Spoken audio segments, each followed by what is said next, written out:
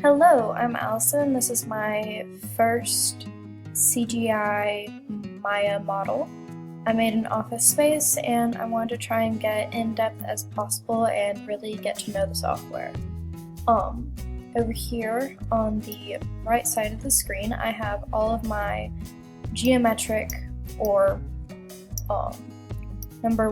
key 1 geometric forms. These are all what I started out with making, and then on the left side, I have my smoothed out forms. All of these use key 3, and there we go. And I tried to give each desk its own personality and make sure that the coloring was on each one of them. This one is Karen's desk. She cares a lot about her dog. She likes to keep productive, but she hasn't gotten much work done. But she has style. She has her nice little potted plant there, and it looks like she is on some sort of social media platform. Alright then.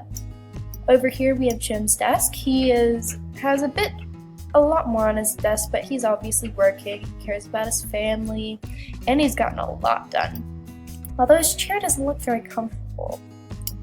Alright, zooming in a bit more here, we can see that there is a lot here. I started with the chair so that way I could get a reference for how big I wanted everything else to be, so that way everything was proportionate. So I started with the chair, and then I grouped everything together because it has a nice little adjustment that has wheels, and I wanted it to look nice. I wanted it to look as a normal office chair would, but very rough and geometric, because that was the first thing I made in this model. Then after that, I went on to the desk, and then the monitors, and the keyboards, and kind of just figuring out everything else. I think this entire model was about 30 hours of work, and about 8 of those was just trying to really figure out the software and how to particularly work efficiently in Maya. Zooming in a bit more, I was able to get a lot of detail on all of these works. Here you can see that even on this pen, I tried to get a lot of detail in. There is a nice little, it has ridges, it has a cap, it has the nice little place where you can pin it onto your shirt. And then Jim also has a tissue box on his desk. Maybe he has allergies or something, I don't know. But I wanted to really try and work on adding personality to this environment. So I wanted to work a lot with positioning and making things look organic. Right here it's very neat and orderly, and it's very stiff almost. This was my beginning model of the kitchenette for the break room. And zooming in, you can see there's the coffee pot, there are the little buttons and everything.